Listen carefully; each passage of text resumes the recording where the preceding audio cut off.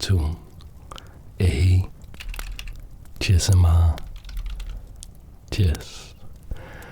In this position you see Alexei Shirov with the black pieces played objectively, scientifically, the best move that has ever been played on a chessboard.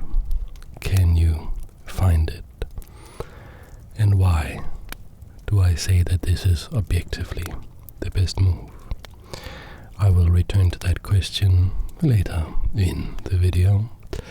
For now, I'm going to indulge myself a little bit.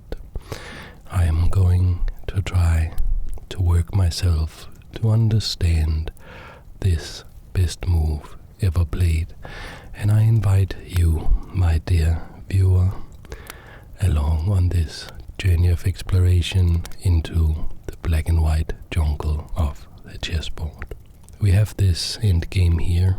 We can see it looks like black is doing very well, because black is up with two passed pawns here, but it is an opposite colored bishop ending, meaning that we have a defending bishop on the dark squares, and it is opposite a bishop on the light squares. So maybe we should say, my dear viewer, it's not opposite. They occupy different realities, these two bishops. One is in the black or the dark dimension, and one is in the light dimension. They can never touch, they can never meet. They are barely aware of each other's existence. And in chess we know that many endgames where you have these opposite color bishops, they are going to be drawn. It's going to be a draw, because even though one side may have a pawn or two pawns more, because of this unfortunate fact that they are separated in time and space from each other, these two bishops. Before we really get into this exact position, which I have always really wanted to understand, and now I'm just taking my time in this particular day, in this particular time, in this particular hour, to understand this position. I will explore it until I feel that I understand what's going on. But before we do that, let's sort of quickly, but still relaxingly, and that is a word because I just made it up, figure out how we got to this position. This game started with pawn to d4, played by Topalov. He's a great player. This was played in 1998. Topalov would later go on to become a FIDE world champion, not the classical world champion, but he was a top player. He was one of the first players to breach 2800. He was playing in the Linares Tournament, which was at that point the strongest tournament on the chess circuit in 1998. We also had Kramnik, we had Anand, we had Kasparov himself playing in the tournament, and we also had Shirov with the black pieces here. We see knight to f6, c4, g6, and knight c3. Now we have to figure out, or Shirov will have to figure out, will he go for the modern defense? Will he go for the King's Indian? What is he going to go for? And we see pawn to d5, signifying the Grünfeld defense, old school opening, or even though it is called a hypermodern opening, it was invented more than 100 years ago. The point here is, after white takes, black captures with the knight, and white has this opportunity now to play e4, chasing the knight away. The knight then captures on c3, recaptured by the b-pawn, and this looks, of course, from the beginner's mind, this looks, of course, completely meaningless. Like you gave up this pawn, and now you have only played like g6. That's all you have really achieved, it looks like. And what did you do? Well, you gave this amazing center, doom, doom, doom, doom, to white. Like, why would you do that? Well, bishop to g7 starts to hint at what's going on. We are ready to castle on this bishop, looking at the rook, looking at the d4 pawn, and also looking at the c3 pawn. You notice the c3 pawn, if we are ever going to capture there, it will be check. So we may get an inkling about what black's strategy is here and why black can really play this at the Super Grandmaster level. A check by Topalov, bishop to b5, check, blocked by pawn to c6, just pawn to c6. And why not knight to c6?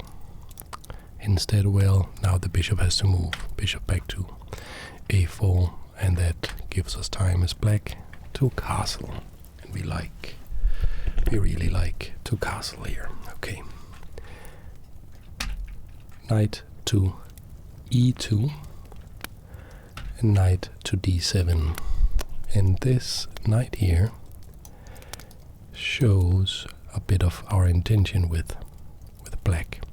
Particularly, we may be able at some point to push c5. We want to undermine here.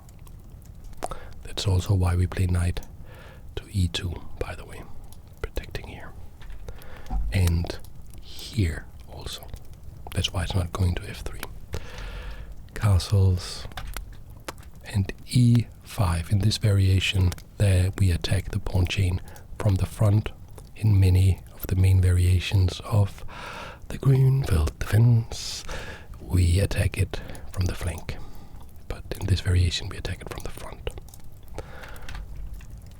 Solidify with f3, and the queen develops. Now bishop to e3. We, as white, just wants to be absolutely sure that we are covering our center here. We do not want black to achieve this super strong dark squared bishop. Maybe it's the wild light squared bishop we should be afraid of, really, but that's for the end game. That is for the end game, where Shirov just goes into completely next level mode and then plays the best move objectively that has ever been played. Let's develop the rook, put it opposite the queen. This all kind of makes sense. And we move the queen out of the way. So after rook to d8, queen to c2, knight attacks the bishop, bishop drops back, and it's challenged by the light square bishop. Maybe the Topalov should have chopped that off while he had the chance. So rook ad1, almost every single piece for both sides have now been developed. Knight comes in, knight c4, and then we have this curious bishop c1 on developing the bishop, but it's really the best place for the bishop, and it was attacked by the knight. So let's move it. The knight is defended by b4. We play f4 now here, because it's time to get aggressive for white. Topalov is trying to win this game. If we could capture here, that would be absolutely amazing. And black has to react, and he captures here. Captures the d pawn, so he's trying to extend the scope of his bishop here. As the point of the whole opening is to make this bishop strong. Strong bishop. Knight takes. And now bishop to g4, attacking the rook.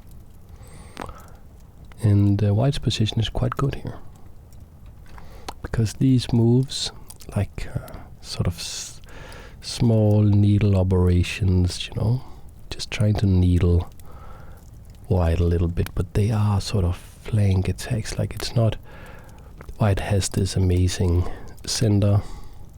Look at that. It's just controlling the center of the board very, very nicely. This bishop pointing at the king. Long term is very good. Quite nice position for white. The rook has to move. So rook goes from d1 to e1, now opposite the queen as well. The queen does not want to be exposed to anything, so queen to c5. Of course, there is now a pin on this knight.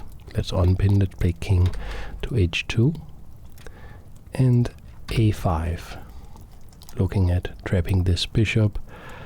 And here is like a pretty cool deflection. So pawn to h3, saying, okay, you're not going to play this just yet. I'm going to play pawn to h3, so your bishop has to drop back. And now I can play a4, because when you, so you cannot play a4 yourself, of course, is what white is saying here.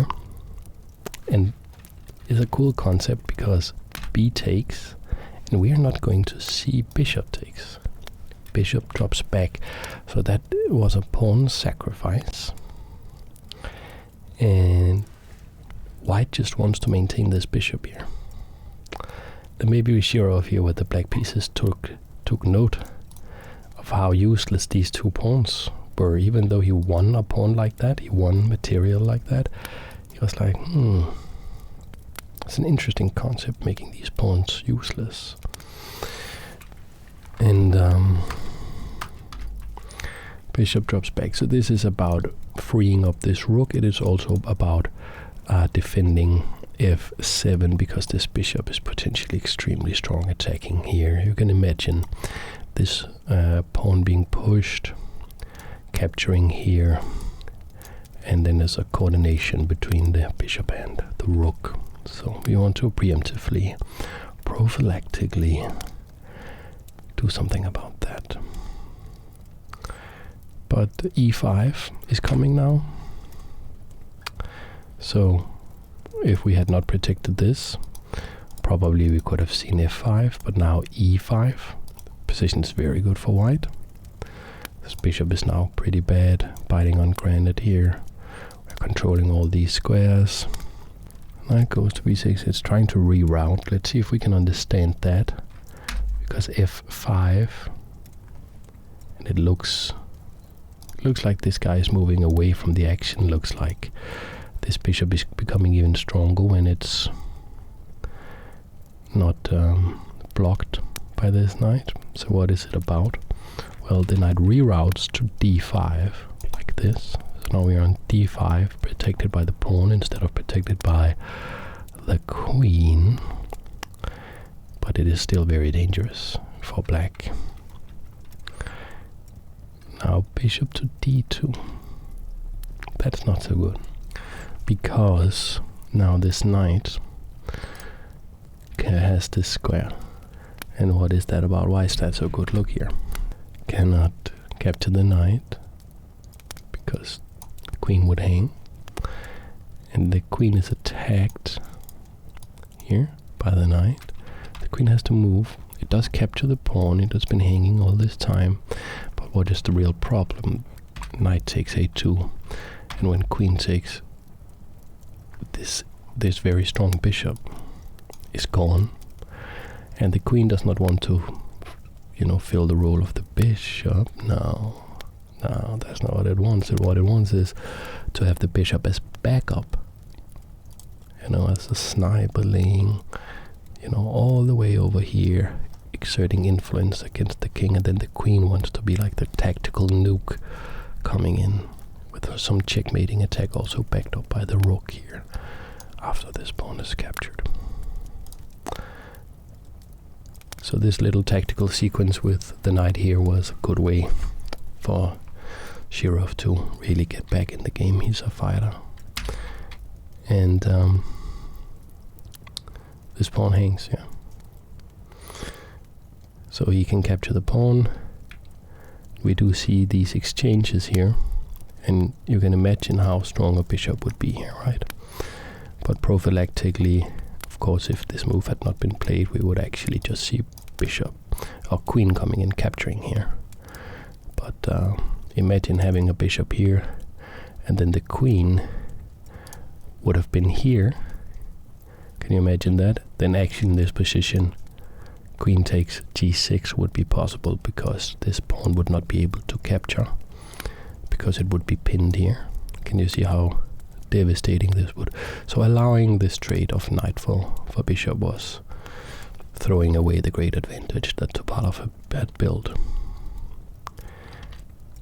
So now he tries to come in with the bishop, but rook d5, just clocking this diagonal. You're not getting through, and nicely protected here. We can double up, doing pretty well. We just need to get this guy out of the way from the square.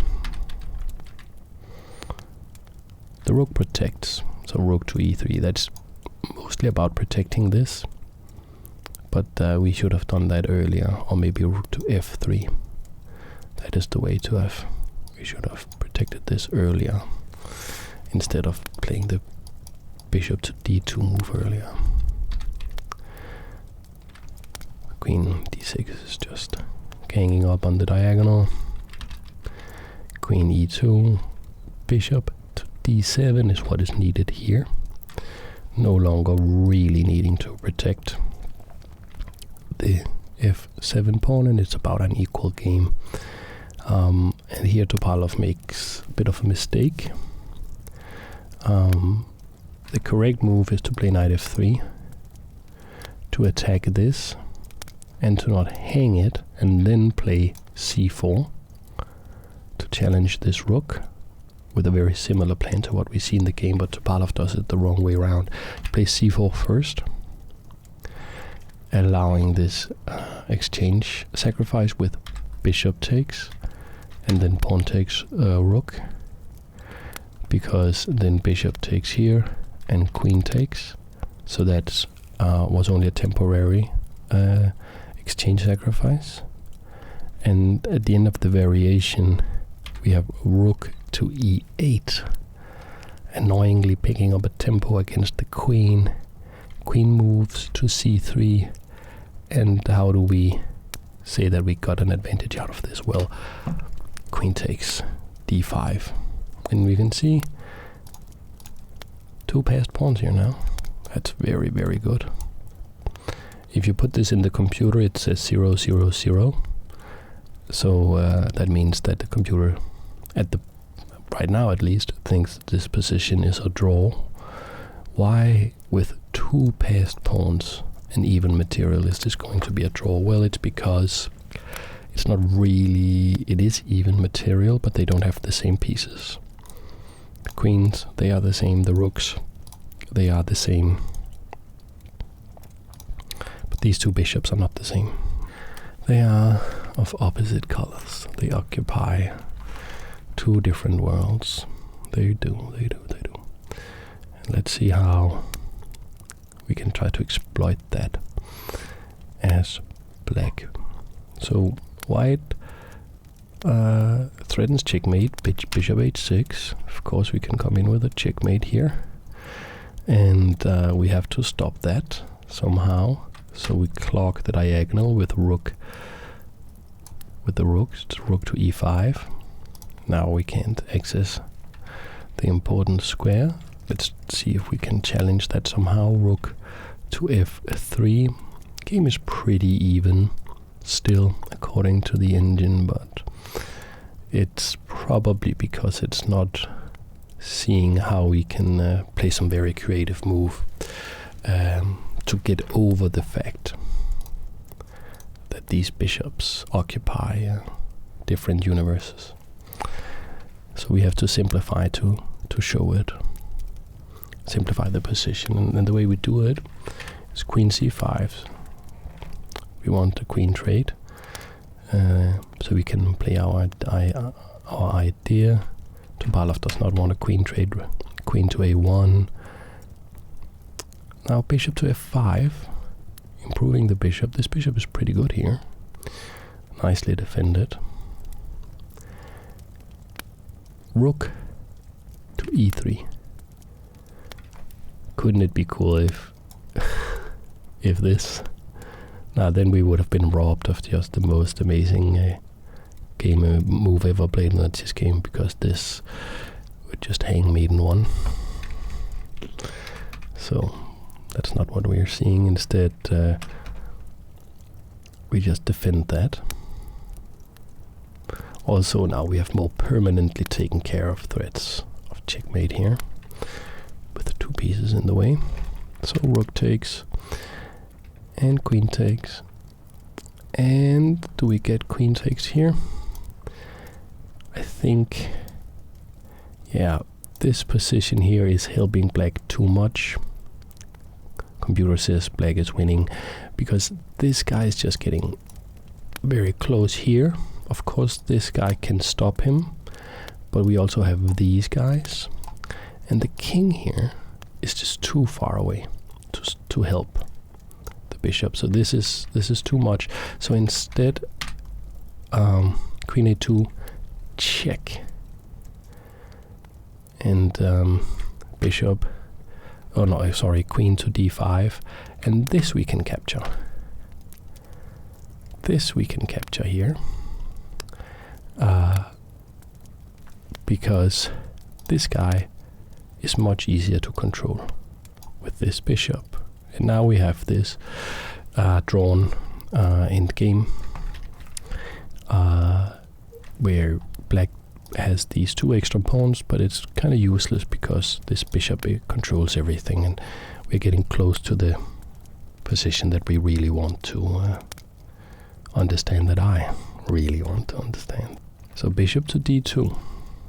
Saying, okay, I'm going to capture that, and I don't even have to capture that because I'm in your way. You can't move past me. You can only go here. So a4 and bishop to c3. And now we really have a problem, right? So we want to win this as black. Of course, black is never going to lose this, but we want to win this somehow. We have these two pawns, but how is it possible? This guy can't go here. No, it just get captured by the bishop. This bishop is so strong. We cannot, use this bishop really to combat this guy because they are so far apart, dimensions apart. This guy can move. This guy is attacked. You can see, like this is, you can see in these opposite colored bishops and bishop endings how strong a bishop can be. This guy is attacked, so king f7 has to be played. And now h4, and this is the position almost. King to e6, improving the king, and king to g1. So the king wants to get in and stop the infiltration of this king. And in this position, Shirov played something that, well, made his name immortal. He's played many great games.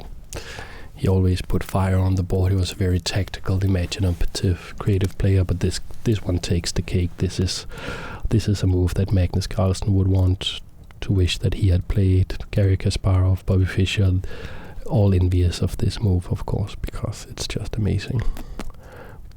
And we want to understand it, and the way I'm trying to understand, I'm not going to show you the move yet. You can see if you can figure it out yourself, but let's, by process of elimination, get there and see if we can understand it, and not just think, okay, this is a famous move, but and then try to solve it the way that we usually do. We're just looking, okay, what is the most counterintuitive move? What is the most ridiculous move we could play in this position? Because we can often get it right, but that's just guessing. because we're not understanding it, so we couldn't do that in our own games. It's not applicable in our own games. Only understanding is really applicable, you know. So I have the engine turned on, and I'll look at different variations. So what would I consider playing in this position if I had the black pieces? So I'm not going to leave the defense of this pawn. I don't want that to fall. I'm not going to play this, I think, because here I think maybe this is good. I'm asking the computer. The computer says that's not really a problem for black, but actually just capturing here and here. And now it's even easier for white to hold the draw. I just go king f2, and at some point probably I'm going to play pawn to g3, so you can never capture it with this bishop, and I can then also defend it if I ever want to with my bishop. So yeah, so no. So that's not probably not something we want to play. And the bishop here makes it impossible for me to go here, and I cannot go here, the bishop also. And I could play this. It just looks like it's not doing anything because I can get here easily. But let's say I try it. Machine says it's a draw. I play king f2, white plays king to f2. And why can't we make progress? Let's say we play here. So we're not ever going to promote this king to e3. Okay, we could attack this pawn, but we just play g3 after bishop to e4. I could try to infiltrate with king to f5. But the problem, okay, actually just king d2. And the problem is I'm actually just going to capture this. Okay. So this plan, it's not really doing anything. So a3 is not really doing anything, and then I would probably play something like bishop here.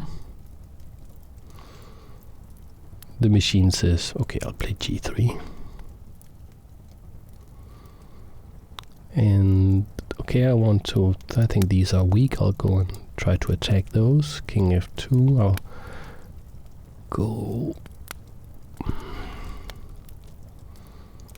Well, I have to protect this. That's annoying. So bishop, machine says bishop c2 is best, but even king to e3. And is it really true that I cannot come and capture these guys? Like bishop takes f6, takes c3. Okay, the problem was I'm defending this already, and it's just a draw. Like I cannot go forwards with this. It'll get captured. This guy will always get captured when it lands here. So bishop b4, g3 is just stopping. It's just stopping me. And the problem is really that the king, it's hard for me to get the king in the game. I can't go this way. I have to protect this guy. If I could have the king on e4, I could allow, let's imagine it's the king on e4, right? Let's imagine it's the king on e4. That would defend the d4 square, meaning I could allow the bishop to come in and capture, because I could play d4 and the bishop would not be able to get back. We could capture it with the king here.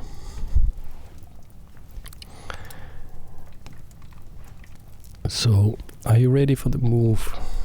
Like looking at all these things here, looking at how the position looks so good, but it's just a draw all the way, all the things that all the way you try. What's really interesting also is the computer now, they can find the move pretty easily, quite fast. But for the longest time, the chess engines couldn't find this move. And when you forced them to look at it, and forced them to look at the variation, they would recognize, oh, okay, this is actually winning, but they couldn't come up with the idea on their own for a long, long, long time. Have you figured out the move? It's bishop to h3.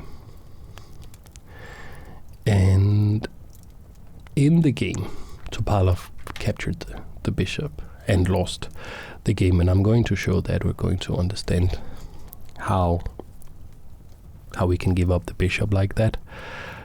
But let's imagine he didn't capture the bishop. Let's imagine that he played king to f2 instead. Just saying, well, it doesn't matter. I'll just do the same plan that I have been doing. And then later, if I want to, I'll play pawn to g3. And this bishop, I'm just going to ignore it because I have the drawing configuration and I'm just going for the same drawing configuration. Bishop to h3 does not make any difference, my friend. Let's imagine Topalov thought like that. Okay, but king to f5. And if we do king to e3 now, stopping the advance here, and of course we want the king here on e4, because then bishop takes, and then we play d4 and trap the bishop. That's the plan. But the problem here is we left this pawn, so now we capture this, and here we can pretty easily break through as black. We can come and capture this. These guys are going to spell disaster. Going to spell disaster for white. So okay, we go back. We say okay. I'm not going with the king here immediately. I'll play this one, so you won't have this move. And as black, we're still saying king f5. And I say, okay, but I go here now. But since I wasted this move, this single move, to protect this, king e4 is achieved. And just to reiterate one last time, if this, then this is winning easily. You can't get back with the bishop, and there is no way to stop this. Because if you try, you could stop it like this, but king d3, let's see, here the problem is I can go to c2. Now I'm protecting all these squares, so I can go here, here, here.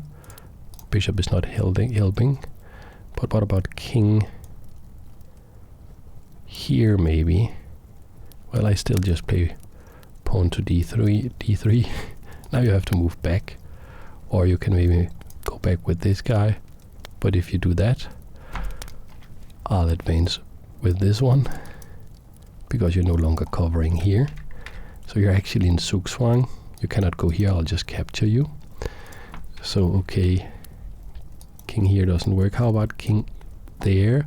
So d3, and now here I still just play a3. Can you see? Because if you take check and queen,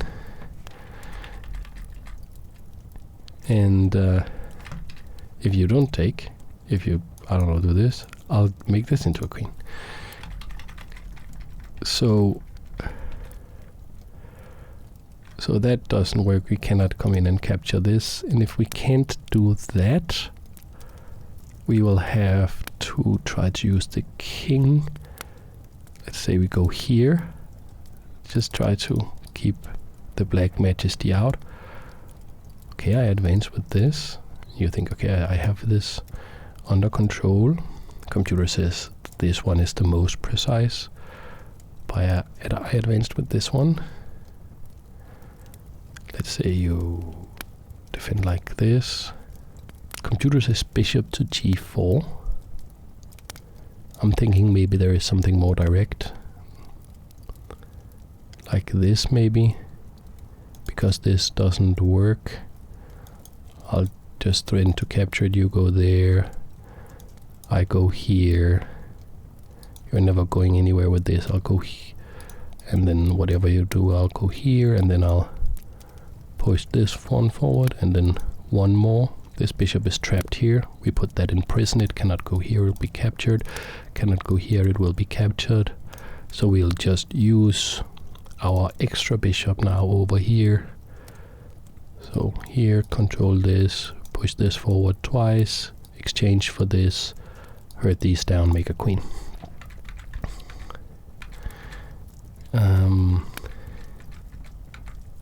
So after this move, pushing doesn't work, ignoring doesn't work,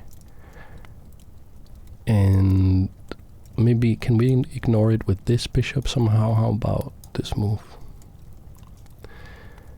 Okay, I play a3, and let's say I just ignore everything. I'll go back.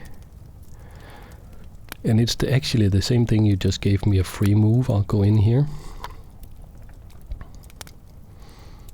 And I'll establish this. I'll get the king to e4. So, but of course, we have to figure out what happened in the game. And in the game, Topalov just took the bishop. I mean, it's an empty square sacrifice. He's sacrificing the bishop for literally no pawns. But he's gaining time. He's gaining the time now. Now we play this. King tries to stop. But we arrive at e4 with our king. You have arrived. Carrier has arrived. And everything, like, we have all these same plans. And we see, we do see bishop takes f6, and we do see d4. And what are you doing now?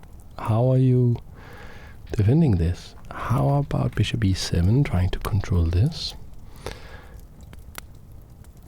Well, king d3, like we've seen all of these ghost variations before. The king's going here or here. Let's say c2. Why c2? Because on c2 we will defend all the crucial squares. So we attack this. So now we cannot go to c2 because this is attacked. What Topalov is trying for, but let's attack the bishop so we gain tempo. Now the bishop has to move. Where is it going? In this game it went to e7. What if it had tried maybe to go to a3, king b3? Now we can hurt this guy. Let's say we go back with the bishop here. Let's just play d3 so we can't capture it. And I mean, the king can come in and try to get this, but king c2. And we have this exact same configuration. You try to stop it with this, and we play a3. If you capture this, I will promote this. If you don't capture it, I will promote this. You cannot stop me, because going to c3, I'll just capture you.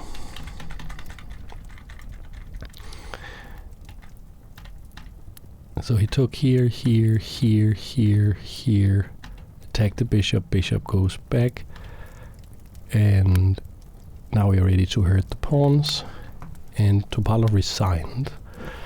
There's no way of stopping this. I have to give up the bishop, the king is too far away, and this is all forced, this is all absolutely correct. It was an absolutely correct sacrifice. Modern Stockfish agrees and says it's just absolutely winning, and it's the only winning move, apparently. As of right now, maybe we can find another way. if we can reach few more ply. Now, why did I say that this is objectively the best move ever played? What is that about? That is a bit of a provocation, and that's like, I'm really a chess nerd, right? And I'm a relaxation nerd, and I'm about chilling and hanging out with you guys, thinking about chess, and maybe getting little tingles and little ASMR and stuff. That's really my thing. But I'm also a YouTuber. That's where I do my thing.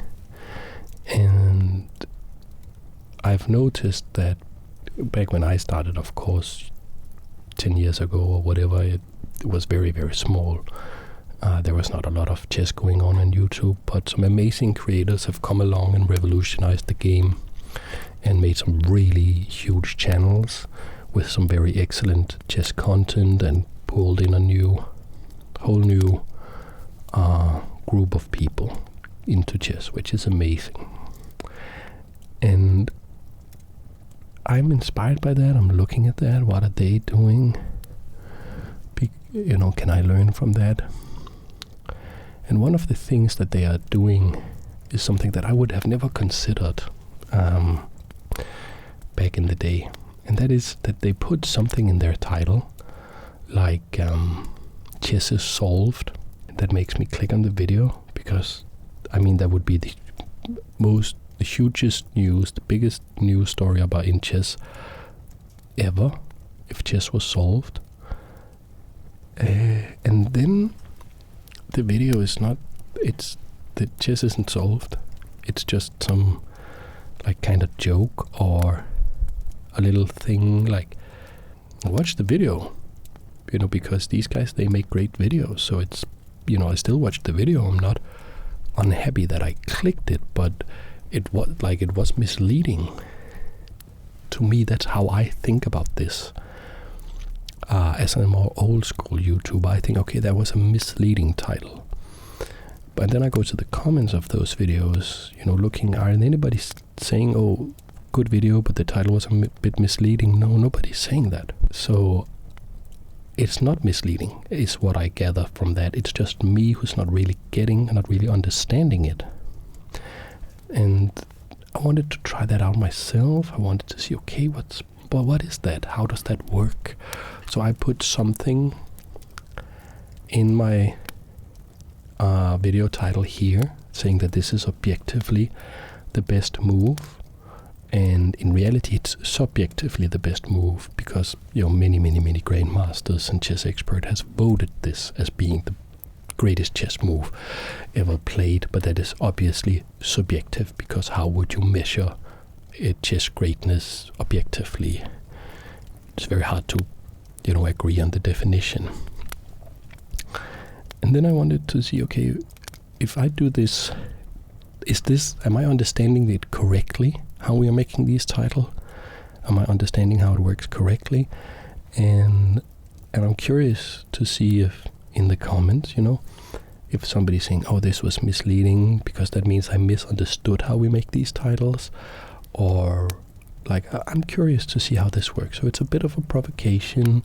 I hope people will not be like that. You, my dear viewer, are not unhappy with it. I really hope. If you are, please write it in the comments, because I want to make people happy and spread the love of chess. That's why I'm here. That's my raison d'etre here in life, I think. So that's the video.